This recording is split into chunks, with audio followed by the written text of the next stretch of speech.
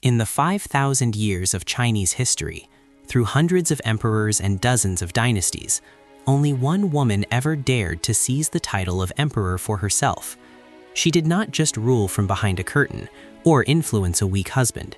She sat upon the dragon throne, commanded the largest army on earth, and dismantled 1,000 years of tradition to prove that a woman could hold the mandate of heaven. Her name was Wu Zetian, and her rise was written in blood, brilliance, and an iron will that refused to be broken. To understand the woman, we have to look at the world she was born into. In 624 AD, the Tang dynasty was in its infancy, a golden age of poetry, trade, and expansion. Wu Zhao, as she was then known, was not born into royalty. She was the daughter of a wealthy timber merchant and a woman from the noble Yang family. This was her first advantage. Unlike most girls of her time, her father encouraged her to read, to write, and to study politics. By the time she was 13, her beauty and her sharp mind had caught the attention of the imperial court. She was summoned to the palace to serve as a low-ranking concubine to Emperor Taizong. Most women in the palace saw their position as a gilded cage. For Wu, it was a university. She spent her days observing the inner workings of power. She saw how the emperor handled his ministers, how he managed the borders, and how the complex web of court politics functioned. But she also learned a hard lesson about the fleeting nature of favor. When Emperor Taizong died in 649, tradition dictated that all concubines who had not borne children be sent to a Buddhist convent to live out their lives as shorn-headed nuns. At 25, Wu was sent to the Ganye Temple. For any other woman, this would have been the end. She would have spent the rest of her days in silent prayer, forgotten by the world. But Wu had already made a move that would change history. Before Taizong's death, she had begun a secret, dangerous flirtation with his son, the crown prince Li Ji. When Li Ji became Emperor Gaozong, he visited the temple. Seeing Wu again, his passion was reignited. Defying all social and religious taboos, he brought her back to the palace. This was the moment the shadow began to grow.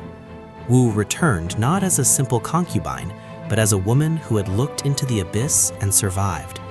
She was now competing with the two most powerful women in the empire, Empress Wang and the emperor's favorite consort, Shao. In the halls of the Tang Palace, survival was a blood sport. In 654, a tragedy occurred that remains one of history's darkest mysteries. Wu gave birth to a daughter. Shortly after a visit from Empress Wang, the infant was found dead. Wu accused the Empress of murder. According to some historical accounts, Wu had strangled her own child to frame her rival. Whether she was a grieving mother or a cold-blooded tactician, the result was the same. The emperor believed her. Empress Wang and consort Xia were arrested, stripped of their titles, and eventually executed in a manner so brutal it chilled the court to its core. By 655, Wu was the new empress, but for her, the title was just the beginning. Emperor Gaozong was a man of frail health and a soft heart. He was prone to dizzy spells and strokes. As his health declined, Wu stepped into the void. She began sitting behind a screen during imperial meetings, whispering advice into his ear. Soon, she wasn't just whispering, she was speaking for him. By 660, she was effectively the co-ruler of China. The people began to refer to them as the two sages. This was a radical departure from everything the Confucian elite believed. To them, a woman in power was as unnatural as a hen crowing at dawn. They fought her at every turn, but Wu was ready. She created a network of spies and secret police that would make a modern intelligence agency jealous. She encouraged commoners to report on corrupt officials, and she used a manual of accusations to purge anyone who stood in her way. If a general or a minister questioned her authority, they simply disappeared. When Emperor Gaozong died in 683, the path to the throne seemed clear, but there was still the matter of her sons. Her eldest son, Li Hong, died under mysterious circumstances. Many suspected his mother's poison. Her second son was exiled. Her third son, Li Jie, took the throne as Emperor Zhongzong, but he proved to be too independent for Wu's liking. Within 6 weeks, she had him deposed and replaced with her youngest and most compliant son, Li Dan. For 6 years, Li Dan was a puppet king, a prisoner in his own palace. Wu was the true master of the empire. She moved the capital to Luoyang, away from the traditional power base of the old aristocracy. She revamped the civil service examinations, ensuring that government positions were awarded based on talent and merit rather than birthright. This created a new class of officials who owed their entire careers to her. They were her loyalists, her shield against the noble families who hated her. But being the power behind the throne wasn't enough. In 690, Wu Zetian did what no woman had ever done. She forced her son to abdicate and declared the start of a new dynasty, the Zhou dynasty. She took the title of Huangdi, or emperor. To justify this, she turned to religion. She promoted a Buddhist text called the Great Cloud Sutra, which prophesied that a female deity would be reincarnated as a female monarch to bring world peace. Her reign as emperor was a period of staggering achievement. While the court feared her, the common people often prospered. She lowered taxes on farmers, improved irrigation, and expanded the empire's borders deep into Central Asia and the Korean peninsula. She was a patron of the arts and literature, commissioning massive works of scholarship and grand Buddhist monuments, including the breathtaking Longmen grottos. She believed that an empire was only as strong as its administration, and she worked tirelessly to ensure that the machinery of the state ran with clinical efficiency. Yet the shadow was always there.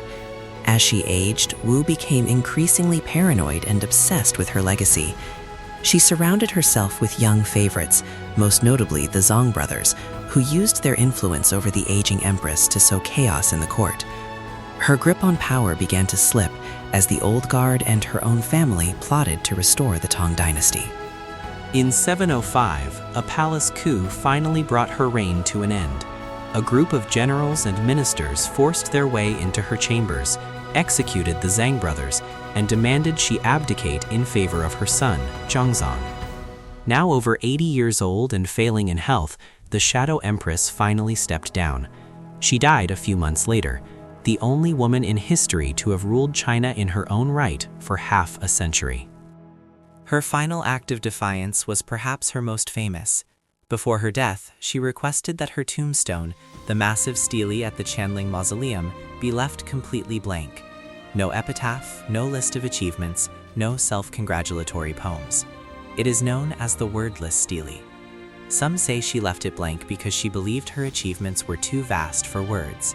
Others believe she wanted history to judge her for itself, knowing that the male historians who followed would try to bury her legacy in stories of cruelty and vice. For centuries, she was remembered primarily as a villain, a usurper who murdered her way to the top. But modern eyes see a different story. We see a woman of unparalleled genius who navigated a system designed to exclude her and managed to rule one of the greatest empires in human history with more skill and longevity than almost any man who preceded her. Wu Zetian was a mother, a murderer, a reformer, and a goddess.